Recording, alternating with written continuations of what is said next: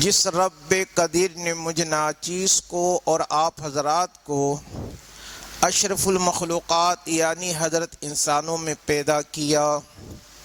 اور اس سے بھی بڑا شرف انعام و اکرام اللہ کریم جل جلالہ عما نوالہ کا مجھ ناچیز پر اور آپ حضرات پر یہ ہوا کہ اپنی توحید اور حضور علیہ الصلاۃ والسلام کی رسالت کی گواہی دینے والوں میں پیدا کیا۔ دین متین کے لیے اللہ پاک سے دعا ہے اللہ کریم ہم سب کو دین متین پر استقامت کی توفیق عطا فرمائے، مذہب اسلام پر قائم اور دائم رہنے کی توفیق عطا فرمائے۔ جب بھی جس وقت بھی جس لمحہ بھی ہمیں اور آپ کو موت آئے، اللہ کریم ہم سب کو ایمان ایمان ایمان کی سلامتی والی موت نصیب فرمائے، سب کہہ دو آمین۔ الحمدللہ، آپ قرآن اور حدیث کا مطالعہ کریں گے تو آپ کو بخوبی پتہ چلے گا اللہ تبارک تعالیٰ کا کرم اور فضل اور اللہ پاک کی رحمت ہمیشہ اہل ایمان والوں پر خاص الخاص رہا ہے، اور اللہ کریم جل جلالہ عما نوالہ حضرت انسانوں میں اگر کسی کو محبوب اور پسند فرماتا ہے تو وہ یاد رکھیے وہ اللہ کے پیارے حبیب دولبیب علیہ الصلاۃ والسلام کی پیاری امتی یعنی صاحب ایمان مسلمان ہے، اور اللہ نے مجھے اور آپ کو ایمان کی دولت سے نوازا، ایمان کے شرف سے نوازا۔ یہ اللہ تبارک تعالیٰ کا ہم پر اور آپ پر کرم ہے، لیکن کیا وجہ ہے کہ اس وقت دور حاضر میں اہل مسلمان بہت ہی زیادہ معاشی طور پر پریشان نظر آتے ہیں اور ہر معاملات میں تنگی نظر آتے ہیں؟ آخر اس کی وجہ کیا ہے؟ جب تک ہم اپنی تنگی اور معاشی استحصال کا حل اور تنگ دستی کا حل قرآن اور اللہ کے رسول کے فرمان سے تلاش نہیں کریں گے تو یاد رکھیں یہ دنیا چونکہ مادی پرستوں کا ہے اور یہاں پر ہر چیز مادی طور پر ہی دیکھا جاتا ہے، پھر بندہ دنیا کے ایسے معاملات میں الجھ جاتا ہے، پھر وہ بندہ اپنے آپ کو بھی یہاں تک کہ اللہ کی ذات کو بھی بلا دیتا ہے۔ شیطان چونکہ ہمارے اور آپ کا ایک ازلی دشمن ہے اور اس کی بھی کوشش یہی رہتی ہے کہ ہر صاحب مومن مسلمانوں کا ایمان پر ڈھاکہ ڈالے۔ تو عزیزان محترم کہ جب آپ تاریخ اسلام کا مطالعہ کرتے ہیں، جب ہم قرآن کو پڑھتے ہیں، حدیث پاک کو پڑھتے ہیں، تو ہمیں تو یہ پتہ چلتا ہے کہ اللہ تبارک تعالیٰ ایمان والوں سے محبت فرماتا ہے، ایمان والوں کو قرب عطا فرماتا ہے، جنت ایمان والوں کے لیے، جنت کے دور و دیوار ایمان والوں کے لیے، جنت کے حور و غلمان ایمان والوں کے لیے، اللہ کی رحمتیں ایمان والوں کے لیے، اللہ کا قرب ایمان والوں کے لیے۔ جس طرح میں نے پہلے الفاظ استعمال کیا تو آخر کیا وجہ ہے کہ ہم اس دور حاضر میں اتنے تنگ دست اور اتنے پریشان اور دلی طور پر بھی ہم تنگ نظر آتے ہیں؟ تو ان تمام مسائل کا جو حل قرآن مجید و فرقان حمید میں جو ہمیں ملتا ہے، اللہ پاک نے جو ارشاد فرمائے وہ کیا ہے؟ وَمَنْ أَعْرَضَ عَنْ ذِكْرِي فَإِنَّ لَهُ مَعِيشَةً ضَنْكًا، کہ جب اور جو لوگ ہمارے احکامات سے روح گردانی کرنے والے ہوں گے، اللہ کے احکامات سے روح گردانی کرنے والے ہوں گے، فَإِنَّ لَهُ مَعِيشَةً ضَنْكًا، اللہ پاک کا ارشاد ہوتا ہم ان کی معیشت تنگ کر دیں گے، ہم ان کی روزی تنگ کر دیں گے۔ تو پتہ یہ چلا کہ معیشت کی تنگی جو ہے اللہ اور اس کے رسول کے احکامات کی عدولی ہے۔ پتہ یہ چلا کہ دلی تنگی جو ہے وہ اللہ اور اس کے رسول کے احکامات پر عمل پیرا نہ ہونا ہے۔ جب بندہ اللہ اس کے رسول کے احکامات پر عمل پیرا نہیں ہوں گے، اللہ پاک ان کی معیشت کو تنگ فرما دے گا۔ اور اس وقت جس کی تنخواہیں لاکھ سے اوپر بھی ہو وہ بھی پریشان ہے، اور جس کی تھوڑی سی بھی کم ہو وہ اور زیادہ پریشان ہے، اور جو بہت ہی جو ہیں جن کی تنخواہیں کم ہو وہ تو بہت ہی زیادہ پریشان ہیں۔ تو ان تمام پریشانیوں سے نکلنے کا جو حل ہے وہ اللہ اور اس کے رسول کی اطاعت ہے، وہ اللہ اور اس کے رسول کے احکامات پر عمل پیرا ہونا ہے۔ جب بندہ اللہ اس کے رسول کے احکامات پر عمل پیرا ہونے والے ہوتے ہیں، اللہ پاک ان کے لیے ایسی جگہوں سے رزق کا بندوبست فرما دیتا ہے کہ اس بندے کا وہم اور گمان بھی نہیں ہوتا۔ وَمَن يَتَّقِ اللَّهَ يَجْعَل لَّهُ مَخْرَجًا، اور جو لوگ اللہ سے ڈرنے والے ہوتے ہیں اللہ پاک ان کے لیے سبب پیدا فرما دیتا ہے تنگی سے نکلنے کا۔ جو لوگ اللہ سے ڈرنے والے ہوتے ہیں اللہ پاک ان کی تنگ دستیوں کو دور فرمانے کا کوئی سبب ایسا فرما دیتا ہے کہ بندہ ششدرہ رہ جاتا ہے کہ ناممکن کام بھی اللہ اس کے لیے ممکن فرما دیتا ہے۔ تو اعزان محترم کہ جب اصحاب رسول کی تاریخ کو ہم پڑھتے ہیں، حالانکہ کتنی تنگیاں ان پر آئی ہیں، کتنی پریشانیاں ان کو آئی ہیں، کتنے مصائب اور آلام ان پر آئے ہیں، لیکن انہوں نے صبر بھی کیا، اللہ اور اس کے رسول کی اطاعت بھی کی، رسول اللہ کے دامن کرم سے وابستہ رہا کہ کسی ایک نے بھی اللہ کے رسول صلی اللہ علیہ وسلم سے علیہ باللہ روح گردانی نہیں کی۔ ہر شخص نے یہی عرض کی یا رسول اللہ اگر اس میں اللہ کی رضا ہے تو ہم اس چیز کو بخوشی قبول کر کے سہنے کے لیے تیار ہیں۔ اعزان محترم ایک وقت ایسا بھی آیا ہے مسلمانوں پر کہ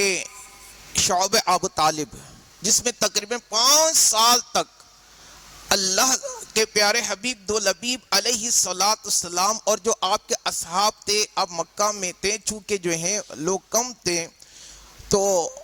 ان کفاروں نے سوشل بائیکاٹ کیا ہوا تھا اور انہوں نے کہا کہ محمد پاک سے نہ کوئی تعلقات رکھے گا، نہ ان سے میل جھول رکھے گا، اور نہ ان کے ماننے والوں سے کوئی تعلقات رکھے گا۔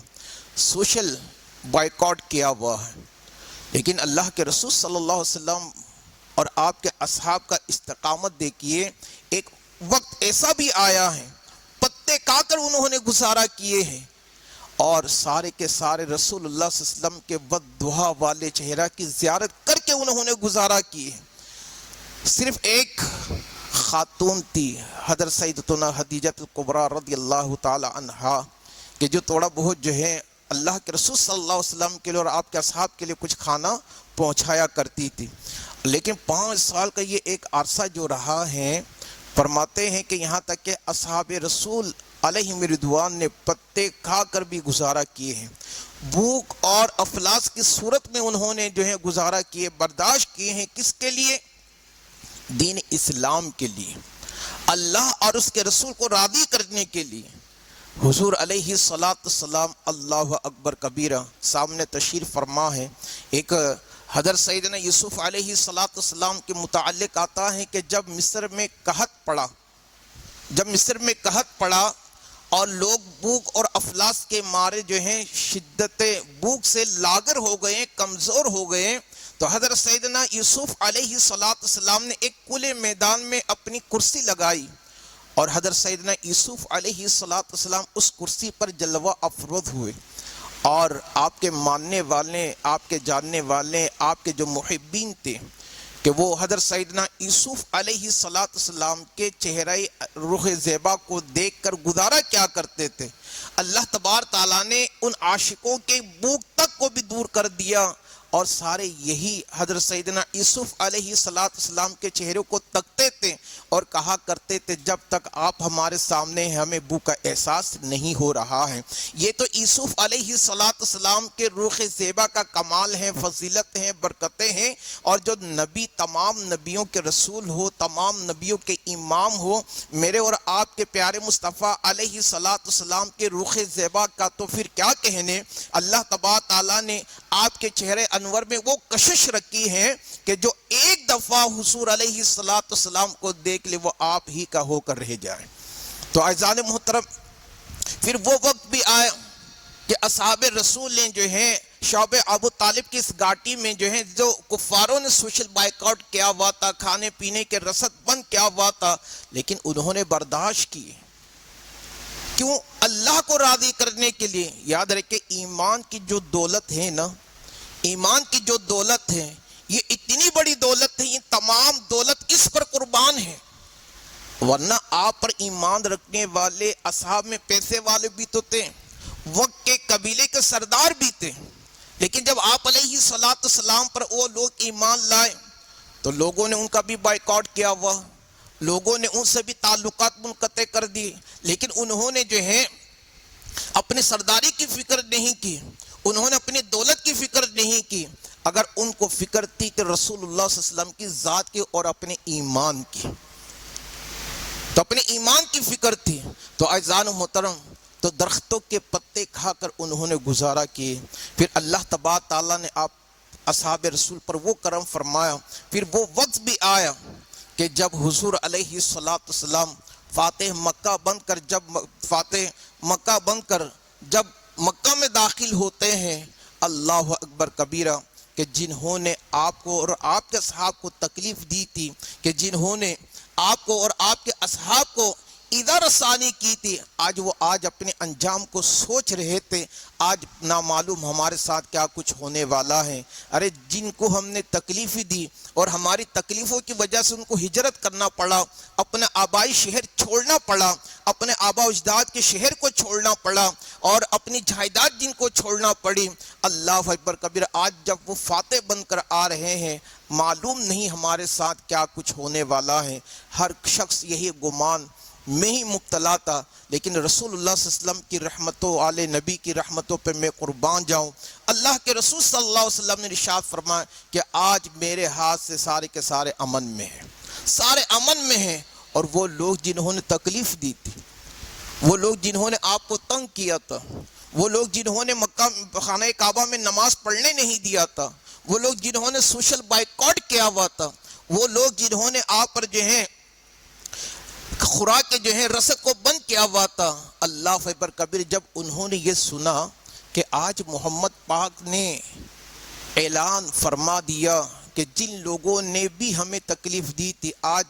ہم نے ان کو بھی معاف کر دیا، وہ سارے کے سارے اپنے آپ شرمندہ ہو کر کہنے لگے کہ واقعی محمد اللہ کا رسول ہے، واقعی ان کی رحمت حاوی ہے۔ اس لیے تو آج حضور علیہ السلام نے اعلان نبوت فرمایا، دو اعلان جو ہے ان لوگوں کا اعلان برات فرمایا کہ جن لوگوں نے جو ہے آپ کو تکلیف دی تھی، آپ نے ان کو فرمایا کہ جو لوگ آپ کے دشمن تھے وہ سارے آپ کے قدموں میں کلمہ پڑھ کر دار اسلام میں داخل ہو جاتے ہیں۔ تو اعزان محترم مسلمانوں پر یہ وقت بھی رہا ہے۔ میں حضرت سیدنا حبیب بن عرد کا واقعہ کیوں نہ بتاؤں آپ کو؟ مسلمانوں کے آج ہم جس تنگیوں کا شکار ہیں اس کی کوئی وجہ تو ہوگی۔ ایک شخص امیر کبیر ہیں، بڑی کوٹیوں کے مالک ہیں، محلات کے مالک ہیں، بڑی بڑی جو ہیں کمپنیوں کے مالک ہیں اور بڑے بڑے گاڑیوں کے بھی مالک ہیں، لیکن آج آپ اس سے پوچھئے کہ جناب آپ کیسا فیل کرتے ہیں، کیسا محسوس کرتے ہیں؟ وہ کہتے ہیں سب کچھ ہے، دولت بھی ہیں، کمپنی بھی ہیں اور گاڑیاں بھی ہیں، کاروبار بھی اچھا ہے، لیکن دلی طور پر سکون نہیں ہے، دلی طور پر سکون نہیں ہے۔ اللہ اکبر کبیرہ، تو سکون صاحب کہاں سے ہوگا کہ جب ہم اللہ اور اس کے رسول کے احکامات کو پش ڈال دیں تو صاحب سکون کہاں سے ہوگا؟ جس چیز سے بندے کو سکون ملنا تھا ہم نے اس سکون کے حصول کے لیے تو وہ عمل ہی نہیں کیا، وہ کام ہی نہیں کیا۔ اللہ اکبر کبیرہ۔ تو حضرت سیدنا حبیب بن عرد رضی اللہ تعالیٰ عنہ، یہ شخص جو تھا ایک لوہار تھا۔ جب ان کو پتا چلا کہ حضور علیہ السلام نے اعلان نبوت فرمایا تو حضور علیہ السلام کے قدموں میں آ کر کلمہ پڑھ کر مسلمان ہو جاتے ہیں، دار اسلام میں داخل ہو جاتے ہیں۔ اللہ پاک ان کو ایمان کی دولت سے نوازتا ہے۔ جب حبیب بن عرد کے مالک کو پتا چلا، ان کے آقا کو پتا چلا، چونکہ وہ کافر تھا، مشرک بھی تھا، تو جب ان کو پتا چلا کہ حبیب بن عرد جو ہے وہ مسلمان ہو گیا حبیب بن عارت جو ہے وہ مسلمان ہو گیا. تو حبیب بن عارت رضی اللہ تعالی عنہ کے مالک نے آپ کو سمجھایا کہ حبیب کہ تو اسلام سے مرتد ہو جا، محمد کے دامن سے دور ہو جا اور دامن اسلام سے دور ہو جا، میں تیرے کو آزاد بھی کر دوں گا اور تیرے لیے مال و دولت بھی لکھ کر دیتا ہوں، اور جو چیز تو چاہے تیرے کو میں وہ بھی عطا کروں گا. تو حضرت سیدنا حبیب بن عارت رضی اللہ تعالیٰ عنہ کی صرف ایک بات تھی، وہ کہتے ہیں اگر تم دنیا کی دولت دے کر بھی مجھے خریدنا چاہو، اگر تو آزادی کے بدلے تو میرے ایمان کو خریدنا چاہتا ہے، تو یاد رکھ میں اپنا سب کچھ اللہ کے رسول کے قدموں میں نچھاور کرنے کے لیے تیار ہوں، پر میں دین اسلام سے مرتد نہیں ہو سکتا، پر میں دامن مصطفیٰ سے دور نہیں جا سکتا. اللہ اکبر کبیرہ. تو حبیب بن اور حضرت سیدنا حبیب بن عارت رضی اللہ تعالیٰ عنہ کو پھر وہ تشدد کیے، ان ظالموں نے وہ تشدد کیے جس کی کوئی حد نہیں، یہاں تک کہ آپ چونکہ بٹی میں کام کرتے تھے، آپ کو مارنا، کوسنا، آپ پر لعن طعن کرنا، سب کچھ برداشت کرتا رہا. اعزان محترم اس کے بعد فرماتے ہیں یہاں تک کہ آپ کو جو ہے کوئلے، انگارے جو ہوتے ہیں بٹی میں، جو پہلے کوئلہ اس کو جلا کر جب اس کے انگارے بنتے ہیں، اس انگارے میں آپ کو لٹھا دیا گیا. اس وقت بھی کفاروں کی جانب سے بس یہی ایک مطالبہ تھا کہ حبیب اب بھی وقت ہے کہ تو دار اسلام سے مرتد ہو جا، محمد کے دامن سے دور ہو جا، اب بھی ہم تجھے آزاد کرنے کے لیے تیار ہیں، تیرا علاج معالجہ کرنے کے لیے تیار ہیں، جو کچھ تو چاہتا ہم تیرے کو دینے کے لیے تیار ہیں. تب محمد بن عبداللہ کی رسالت کا انکار کر دیں. ایک صدا تھی، ایک آواز تھی جو عشق اور محبت والی تھی. عرض فرمانے لگے کہ حبیب بن عارت کی تو یہ ایک جان ہے، اگر اللہ مجھے 1000 جان عطا کریں تو یہ 1000 جان میں محمد رسول اللہ صلی اللہ علیہ وسلم کے قدموں میں نچھاور کر دوں گا. میں دامن مصطفیٰ سے دور ہونے کا قوت برداشت نہیں کر سکتا. اللہ اکبر کبیرہ. دامن مصطفیٰ سے دور ہونے کا سقط میں نہیں رکھتا جب تک میں حضور علیہ السلام کے روح زیبا کو دیکھ نہ لوں، تب تک ہمیں قرار اور چین نہیں آتا. اللہ اکبر کبیرہ. پھر یہی حضرت سیدنا حبیب بن عارت رضی اللہ تعالی عنہ کہ دیکھیں جنہوں نے اسلام کے لیے تکلیفیں اٹھائی، اللہ نے ان کو جو ہے کُلًّا وعد اللہ الحسنى کی سند عطا فرمائی. بے شک اللہ پاک ان سے اچائی کا ہی وعدہ فرمایا ہے. اور دوسری سند کیا ہے؟ رضی اللہ عنہم ورضوا عنہ، اللہ ان سے راضی ہیں، یہ لوگ اللہ سے راضی ہیں. اور جنہوں نے مصطفیٰ پاک علیہ السلام کی صحبتیں بھی اختیار کی ہو، مجلس اختیار کی ہو، اللہ نے پھر ان کے مقام اور درجات کو بھی بڑھا دیے ہیں. تو اعزان محترم ایک وقت ایسا تھا کہ مسلمانوں سے ان کفاروں نے سوشل بائیکاٹ کیا ہوا ہے، اور مسلمان جو ہیں درخت کے پتے کھا کر انہوں نے گزارا کہ پھر حضور علیہ السلام فاتح مکہ بن کر تشریف لائیں. اب دنیا کی زمینی جو نظام ہے وہ اکثر چینج ہو جاتا ہے. اب اسلام کا غلبہ ہے، اسلام کا چرچا ہے، ہر طرف اللہ کے پیارے رسول محمد رسول اللہ صلی اللہ علیہ وسلم کے لائے ہوئے دین کا چرچا ہے، اور امن بھی اسلام میں ہے، اخوت بھی اسلام میں ہے، بھائی چارگی بھی اسلام میں ہے، اور ہمسایوں کے حقوق کا بھی خیال اسلام میں ہے. تو یہ تمام چیزیں جو ہیں اسلام ہی پرووائڈ کرتا ہے، اسلام ہی دیتا ہے. تو اعزان محترم پھر ایک وقت ایسا بھی آیا کہ مسلمان خلیفہ بنے. حضرت سیدنا ابو بکر صدیق رضی اللہ تعالیٰ عنہ. خلیفہ کا معنی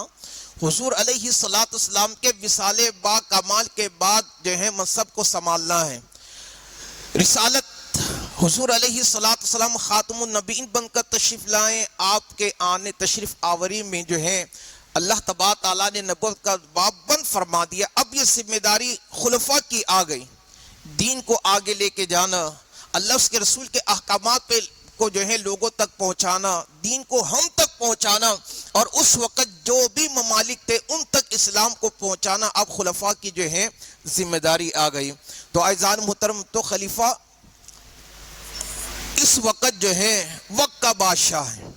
وقت کا بادشاہ کہہ لیں، وقت کا حاکم کہہ لیں. تو اعزان محترم تو ایک وقت درخت کے پتے کھا کر گزارا کیے، پھر اسلام کا غلبہ ہوا، پھر یہی لوگ اصحاب رسول جو ہیں وقت کا حاکم بنے، وقت کا بادشاہ بنے، تو اعزائے محترم اس وقت بھی ان اصحاب رسول نے اگر کسی چیز کو مقدم رکھا ہے وہ اللہ اور اس کے رسول کے احکامات کو رکھا ہے۔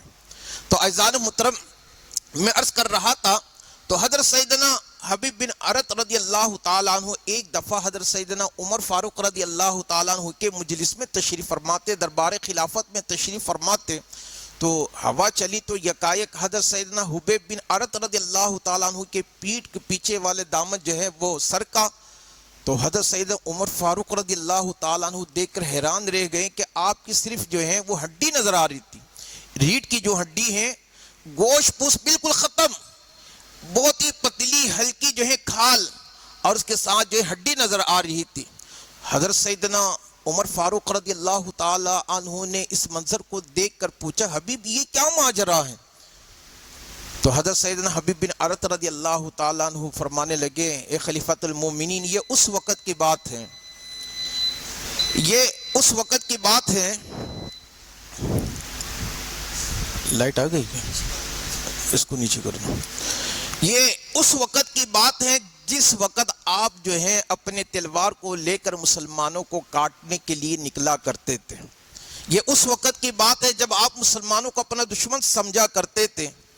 کہ جب میں حضور علیہ السلام کے اعلان نبوت کے بعد جب مجھے پتا چلا کہ محمد بن عبداللہ نے رسالت کا اعلان کیا ہے، تو میں صدق جان سے جو ہے صدق دل سے حضور علیہ السلام کے قدموں میں آ کر میں کلمہ پڑھ کر اسلام میں داخل ہوتا ہوں، اور میرے آقاؤں کو پتہ چلتا ہے انہوں نے مجھ پر بہت زیادہ تشدد کیے، ظلم و ستم کیے، یہاں تک کہ انہوں نے جو ہے بٹی سے جو ہے کوئلہ کو انگارہ بنا کر نکالے، اور اس انگارے پہ جو ہے مجھے لٹھا دیا گیا، مجھے جو ہے پیٹھ کے بل مجھے لٹا دیا گیا، اور اس انگارے کی جو آنکھ تھی، اس کے جو لال پن جو تھا، وہ میرے پیٹھ سے نکلنے والی چربی سے بجھ گئی تھی۔ اتنی تکلیف انہوں نے برداشت کی، اللہ اکبر کبیرہ، پھر بھی الحمدللہ کسی نے یہ نہیں کہا کہ اگر یہ تکلیف ہم اٹھا رہے ہیں تو اسلام کے لیے، یہ تکلیف اٹھا رہے ہیں تو دین کے لیے، کسی کے لب پر شکوہ نہیں، سارے یہی کہتے رہے اگر اسلام کے لیے اگر ہمیں یہ تکلیف اٹھانی پڑی تو ہم اٹھانے کے لیے تیار ہیں، اللہ اس کے رسول کے احکامات پر عمل کرنے کے لیے اگر یہ ظلم و ستم برداشت کرنا پڑے تو برداشت کرنے کے لیے تیار ہیں، لیکن دار اسلام سے ہم پیچھے ایک انچ بھی پیچھے ہٹنے کے لیے تیار نہیں۔ پھر تبھی تو اللہ نے ان کو وہ مقام عطا فرمایا، تبھی تو اللہ نے ان کو وہ عصبت عطا فرمائی۔ تو اعزائے محترم، پھر جب مسلمانوں نے کیس و کسرا کو فتح کیا، حضرت سیدنا عمر فاروق رضی اللہ تعالیٰ عنہ کے دور خلافت میں جب حضرت سیدنا عمر فاروق رضی اللہ تعالیٰ عنہ کے دور خلافت میں جب کیس و کسرا کو فتح کیا، اس وقت جو ہے مال غنیمت جو مسلمانوں کو ملی تھی، اس وقت جب اس کو حساب کیا تقریباً 60 ارب روپیہ بنتے ہیں۔ کتنے؟ 60 ارب روپیہ بنتے ہیں اس موجودہ وقت میں۔ جب مسلمانوں، جب سائنسدانوں نے، جب جو تحقیق کرنے والے تاریخ دان نے جب اس کا حساب کیا، اس وقت کے 60 ارب روپیہ بنتے ہیں۔ اللہ اکبر کبیرہ۔ اب ذرا اندازہ لگائیے کہ ایک وقت ایسا تھا جو درختوں کے پتے کھا کر انہوں نے گزارا کیے، جب اللہ اس کے رسول کے احکامات پر عمل کر کے زندگی گزارنے والے بنے تو اللہ تبارک تعالیٰ نے ایسی جگہوں سے مال غنیمت ان کو عطا کیا جو صرف ایک باقی جنگوں میں جو مسلمانوں کو جو مال غنیمت ملی وہ تو الگ ہے، لیکن صرف کیس و کسرا سے جو مال غنیمت مسلمانوں کے ہاتھ میں تقریباً اس وقت موجودہ اس کی رقم بنتے 60 ارب روپیہ۔ اور تاریخ لکھنے والے بھی اس بات پر حیران ہیں، اس بات پر حیران ہیں کہ جتنی بھی مال غنیمت کے جو ہیں اشیاء ملی، اس میں سے یہاں تک کہ ایک سوئی بھی آگے پیچھے نہیں ہوئے، بلکہ مسلمانوں کے بیت المال میں اس کو جمع کیا گیا ہے۔ تو عزیزان، تبھی تو اللہ پاک نے ان کو وہ مقام بھی عطا فرمایا، وہ عزتیں بھی عطا فرمائی، وہ شرافتیں، وہ کرامتیں بھی عطا فرمائی۔ آج ہمارے پاس سب کچھ ہونے کے باوجود بھی آج ہم پریشان کیوں ہیں؟ سب کچھ ہونے کے باوجود بھی آج ہم دلی تنگی کا شکار کیوں ہیں؟ مسلمان میں بھی ہوں، کلمہ ہم بھی پڑھتے ہیں، نماز انہوں نے پڑھی ان کی جیسا ہم نماز پڑھتے ہیں، اللہ اکبر کبیرہ، لیکن آج ہم مسلمان جو ہیں تنگی کا شکار کو سب کچھ ہونے کے باوجود، ہر طرح کی سہولیات ہونے کے باوجود آج ہم جو ہے تنگی کا شکار کیوں ہیں؟ صرف اس کی سب سے بڑی جو وجہ ہے وہ اللہ اس کے رسول کے احکامات کے عدولی ہیں۔ مسلمان تو ہوں، یہ تو اللہ پاک کا بڑا کرم ہے کہ اللہ پاک نے مجھے اور آپ کو جو ہے مسلمان گھرانوں میں پیدا کیا، لیکن بحیثیت مسلمان کے قرآن اور حدیث کی روح سے میرے اور آپ کی بھی تو کچھ ذمہ داریاں ہیں۔ بحیثیت مسلمان کے اللہ اس کے رسول کے احکامات کی پابندی کرنے کی ہمارے اور آپ کی ذمہ داریاں تو ہیں کہ جب ہم اس ذمہ داری سے دور بھاگیں گے تو یقین جانیے تنگ دستی اور دلی تنگی ہماری ایسے ہی مقدر بنے گی۔ تو اعزان محترم، اللہ کریم جل جلالہ عما نوالہ کا ارشاد وَمَنْ أَعْرَضَ عَنْ ذِكْرِي فَإِنَّ لَهُ مَعِيشَةً ضَنْكًا، اللہ پاک کا ارشاد جو ہمارے اس قرآن کے احکامات سے روح گردانی کرنے، کسی نے یہ کہا، ایک انگریز خاتون نے اعتراض کیا کہ دیکھیے اکثر و بیشتر جگہوں پہ جو ہے غیر مسلموں کی حکومت ہے اور تم مسلمان اللہ کو بھی ایک مانتے ہو اور اس کے لائے ہوئے قرآن، اس کے پیارے حبیب دو نبی صلی اللہ علیہ وسلم کو اللہ کا رسول بھی تسلیم کرتے ہو اور قرآن کو بھی تم مانتے ہو، رسول اللہ کے فرمان کو بھی مانتے ہو، اس کے باوجود بھی تم پر رزق کیوں تنگ کیا گیا؟ اس کے باوجود تم پر جو ہے یہ تنگ دستیاں کیوں ہیں؟ تو پھر ایک مسلمان نے جو ہے اس کا خوب جواب دیا، ایک عالم نے، اس کی وجہ یہ ہے کہ بحیثیت ہم مسلمان تو ہیں، کلمہ بھی پڑھتے ہیں، سب کچھ کرتے ہیں، لیکن جس چیز پر عمل کر کے زندگی گزارنا تھا، جس قرآن کو پڑھ کر زندگی گزارنا تھا، اللہ اس کے رسول کے احکامات کو پڑھ کر سن کر جو زندگی گزارنا تھا، ہم نے تو اس کو پس پش ڈال دیا ہے، اس کو تو ہم نے پیچھے رکھا ہوا ہے۔ آج ہم قرآن کو پڑھ بھی اس لیے نہیں رہے کہ یار مجھے حقیقت حال سا پتہ چلے گا۔ شیطان نے جو ہمارے ذہنوں میں، دل و دماغ میں جو ایک وسوسہ جو بٹا کے رکھا وہ کیا ہے کہ اگر انجانے میں ہم کوئی گناہ کریں تو اس گناہ کی پکڑ نہیں ہے، یہ ایک وسوسہ ڈالا ہوا ہے، لیکن حقیقت ایسا نہیں کہ گناہ کرو گے۔ حالانکہ یہ جو دور حاضر چل رہا ہے کہ لوگ کہتے ہیں یار یہ جو فیس بک جس کے ذریعے جو بہت ساری چیزوں کے معلومات ہوتے ہیں، واٹس ایپ بہت چیزوں کے معلومات ہوتے ہیں، یہ کیا چیز ہے؟ اللہ اکبر کبیر، جب قرآن کو پڑھیں گے کہ ساری دنیا کے جو نظام ہے ایک جملہ میں، ایک آیت میں اللہ تبارک تعالیٰ نے جو ہے اس کا جواب دے دیا، وہ کیا؟ علم الانسان ما لم یعلم، ہم نے حضرت انسان کو ہر وہ کچھ سکھا دیا جو وہ نہیں جانتا تھا۔ تو اعزان محترم یہ کیا ہے کہ فیس بک ہو، واٹس ایپ ہو، جو کچھ اس وقت جو ہے الیکٹرانک جو رسائی کا جو ذریعہ ہو، وہ تمام چیزیں جو ہیں اس وقت اس لیے آ گیا تاکہ جو دین آپ تک پہنچے، قرآن کے احکامات کا آپ کو بھی پتہ چلے۔ اس لیے تو آج کہا جاتا ہے کہ اگر افریقہ کے جنگل میں بھی جو وائی فائی جو سیٹ کر دیا گیا تاکہ کوئی کل بروز قیامت یہ نہیں کہہ سکے ہمیں دین کا پتہ نہیں تھا، کوئی شخص یہ نہیں بول سکے ہمیں قرآن کا علم نہیں تھا۔ تو اعزان محترم پھر ایمان سے بتائے کہ پھر ہماری اور آپ کی بچت کیسے ہوگی؟ آج قرآن سامنے ہے، قرآن ہر مسلمان کے گھروں میں موجود ہے، مسجد کی ہر الماریوں میں موجود ہے، لیکن صرف کیا ہے اس کو پڑھ کر سمجھ کر عمل کرنے والا شاید بہت ہی کم ہو۔ اعزان محترم یہی وجہ ہے کہ آج ہم تنگ دستی کا شکار ہیں، آج ہم دلی تنگی کا شکار۔ تنگ دستی تو اس کو کہا جاتا ہے کہ پیسہ نہ ہو، مال و دولت نہ ہو، اور دلی تنگی اس کو کہا جاتا ہے کہ اس کے پاس مال بھی ہو، دولت بھی ہو، بہت ساری چیزیں ہو، بہت ساری چیزوں کا مالک ہو، لیکن دلی طور پر وہ مطمئن نہ ہو، دلی طور پر اس کو سکون نہ ملتا ہو، تو اس کو دلی تنگی کہا جاتا۔ آج ہم مسلمان دونوں چیزوں کا شکار ہیں۔ اللہ اکبر کبیرہ، جب غالباً جو ہے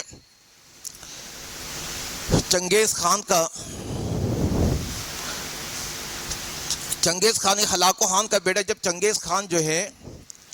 چنگیز خان کا بیٹا ہلاکو خان جب ایک مسلمان کے جو ہے ایک شہر میں داخل ہوا اور اس کو فتح کر لیا،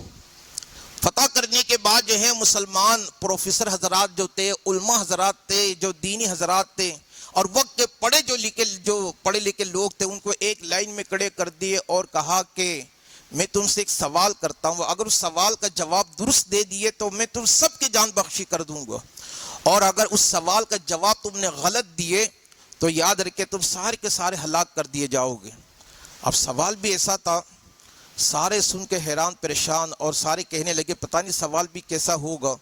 اگر ہم پڑھے لکھے لوگ تو ہیں، اگر جواب دے دیے تو اس سب کی جان بخشی تو ہو سکتی ہیں، اگر سوال کا جواب درست نہ ہوا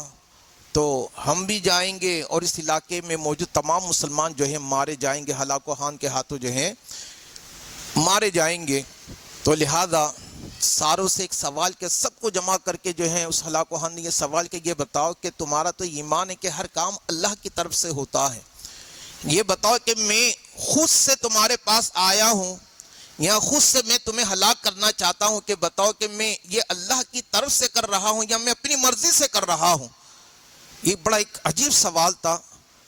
اب ہمارا تو ایمان ہے کہ ہر کام اللہ ہی کی طرف سے ہوتا ہے۔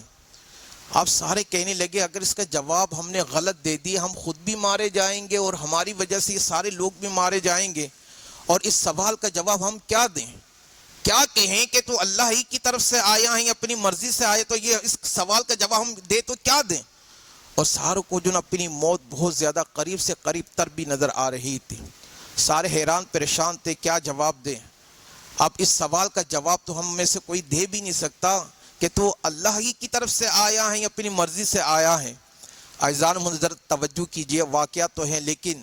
اس میں بڑی عبرت ہے۔ تو میں بار بار اس بات کو اس لیے دوہرا رہا ہوں کہ آج ہم جو جس تنگ دستی اور معاشیت کی تنگی کا جو شکار ہیں، اللہ اکبر کبیر، اس کا حل قرآن پاک میں ہے، تلاش ہم نے کرنا ہے، ڈھونڈنا ہم نے ہے۔ تو عزیزان محترم جب ہم اس کی تہ تک پہنچیں گے، جب ہمیں حل ملے گا تو یقیناً یہ ہمارے لیے آسانیاں بھی ہوگی، ہماری زندگی بھی آسانی ہوگی، ہمارے لیے قبر اور آخرت کی زندگی میں معاملات میں بھی آسانیاں ہوگا کب؟ جب ہم اس قرآن کو پڑھ کر سمجھ کر اس پر عمل کرنے والے بنیں گے۔ تو عزیزان محترم سارے کہنے لگے کہ جناب اگر ہم نے سوال کا جواب غلط دے دیا تو ہم خود بھی مارے جائیں گے، یہ سارے کے سارے لوگ مارے جائیں گے، اور اگر سوال کا جواب نہ دیا تب بھی مارے جائیں گے۔ اب سارے شنج و پنج میں مبتلا تھے، جواب دے تو کیا دیں؟ ساروں کو کتار باندھ کے جو اس ہلاکو خان نے کڑا کیا ہوا تھا، بس ان قریب جو ہے قتل کرنا تھا، سب کو ذبح کرنا تھا، شہر کو اجاڑ لینا تھا۔ عزیزان محترم ایک چرواہے جو ہے، ایک مسلمان چرواہے جو ہیں، جیسے ہی اس شہر میں داخل ہوتا ہے اپنے بکری کے ریوڑ کو لے کر جب داخل ہوتا ہے، جب انہوں نے یہ دیکھا کہ سارے جو ہیں وقت کے علماء،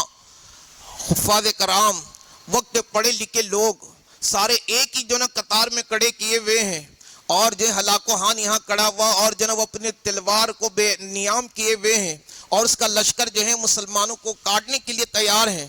اور اس نے آ کے یہ سوال کیا تم حیران اور پریشان کیوں کڑے ہوئے ہو؟ وہ کہنے لگا کیا تمہیں نہیں معلوم کہ ہلاکو خان نے ہمارے اس علاقے کو قبضہ کر لیا ہے؟ وہ کہنے لگے میں تو جنگل میں ہی تھا، میں تو بکریوں کا ریوڑ لے کر صبح کو نکلتا ہوں، شام میں آتا ہوں، اب مجھے اس ماجرے کا نہیں پتا، لیکن ہے کہ میرے کو تو بتائے تو صحیح۔ ایک چرواہے تو ان سے کہا گیا کہ چرواہے کو اس سوال کے متعلق بتایا گیا کہ ہلاکو خان یہ کہہ رہا ہے کہ تم مسلمانوں کا عقیدہ تو یہ ہے کہ جو کچھ ہوتا ہے اللہ کی طرف سے ہوتا ہے، اب میں اس شہر میں داخل ہوا ہوں اور میں نے فتح بھی کر لیا، اور یہ جتنے بھی لوگ کڑے ہیں ان سب کو میں قتل کرنا چاہتا ہوں، اب یہ بتائیں کہ میں اپنی مرضی سے آیا ہوں یا اللہ ہی کی طرف سے آیا ہوں؟ سوال یہ ہے۔ اب چرواہے جو تھا وہ مسکرا کر کہنے لگی یہ تو بہت ہی آسان سے سوال ہے، بہت آسان سوال ہے، اس کا جواب بھی اس سے زیادہ آسان ہے۔ تو وہ جو ہے ہلاکو خان کی طرف جو ہے مخاطب ہو کر کہتا ہے، ذرا توجہ کیجئے گا مسلمانوں، ذرا توجہ کیجئے، آج ہم جن اغیار کے جو ہیں اللہ اکبر کبیرہ کہ جن اغیار کے جو ہیں ہم دشمنی یا ان کی طرف سے جو تکلیفیں دی جا رہی اور ہمیں جو تکلیفیں مل رہی ہیں معاشیت کی تنگی کی صورت میں اور بھائی بھائی کو جو ہے جدا کرنے کی صورت میں، آج اس کا وبال کیا ہے، ذرا اس کی وجہ کیا ہے، ذرا توجہ سے سنیے گا۔ وہ چرواہے ہلاکو خان کی طرف مخاطب ہو کر کہتا ہے کہ ہلاکو خان یاد رکھ کہ تو نہ اللہ ہی کی طرف سے آیا ہے اور نہ تو جو ہے اپنی مرضی سے آیا ہے، اگر تو آیا ہوتے ہماری بدعمالی کی وجہ سے، ہم چونکہ اللہ اس کے رسول کے احکامات پر عمل کرنے والے نہیں، ہم چونکہ اللہ اس کے رسول کے احکامات کی عدولی کرنے والے ہیں، باچارگی ہم میں نہیں ہیں، ناپ تول میں کمی بیشی ہمارے اندر موجود ہے، اور بھائی بہنوں کو جو ہے میراث سے جو ہے دور کرنے کے جو عمل بھی ہمارے پاس ہے۔ ہر وہ گناہ جو سابقہ امتوں میں تھی، ہر وہ عیب جو سابقہ امتوں میں تھی، جس کی وجہ سے اللہ پاک پچھلے قوموں کو ہلاک کرتا رہا، وہ سارے عیب اور گناہ ہمارے اندر موجود ہیں۔ تو یہ تو اپنی مرضی سے اور اللہ کے چاہنے سے نہیں، بلکہ ہمارے بدعمالی تجھے یہاں لے کر آئے۔ تو جب آج ہم بدعمالیوں کا شکار ہو گئے، یہ تو ناپ تول میں کمی بیشی، یہ تو بالکل معمولی سی بات ہو گئی۔ اس گناہ کو لوگ گناہ ہی نہیں سمجھ رہے، کسی سے پیسہ ادھار لے کر اس کو نہ دینا بہت ہی معمولی سمجھنے لگے، اور کسی کے جو ہے عیب جوئی کرنا، حسد اور بغض کر کے جو تعویذ گنڈا کر کے اس کی زندگی مجرن کر دینا، اس کے کاروبار تباہ کر دینا، اس گناہ کو تو شاید اس وقت لوگ گناہ ہی نہیں سمجھ رہے۔ پھر لوگ کہتے ہیں یار یہ تنگ دستیاں، تو یاد رکھیں یہ وبائیں، یہ مصیبتیں اللہ اکبر کبیرہ ہماری بدعمالیوں کی وجہ سے آتی ہیں۔ تو ہمیں اپنے اعمال کو سدھارنا ہوگا، ہمیں اپنے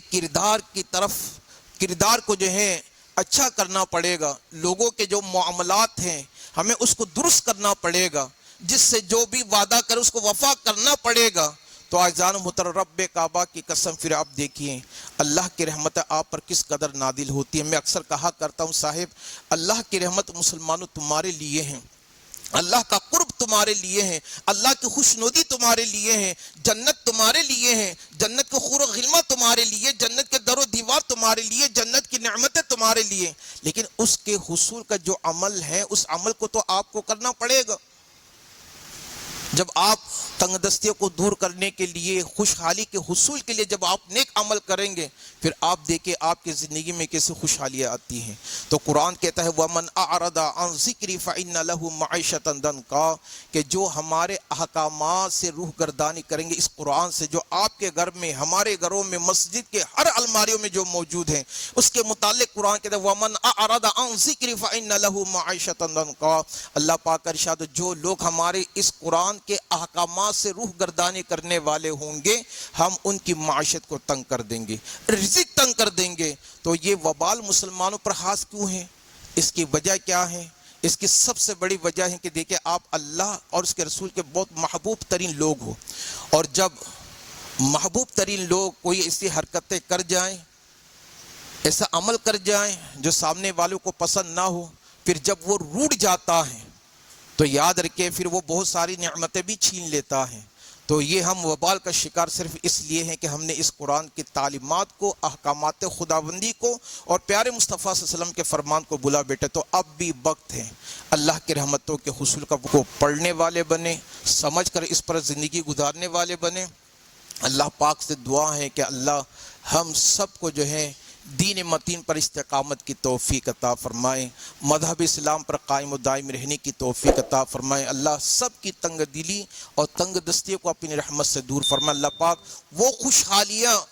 جو اس صدیوں سے پہلے جو ہے مسلمانوں کو اللہ پاک نے عطا کی تھی، اللہ ہمیں وہ خوشحالیاں بھی عطا فرمائے۔ آمین۔ وآخر دعوانا الحمدللہ۔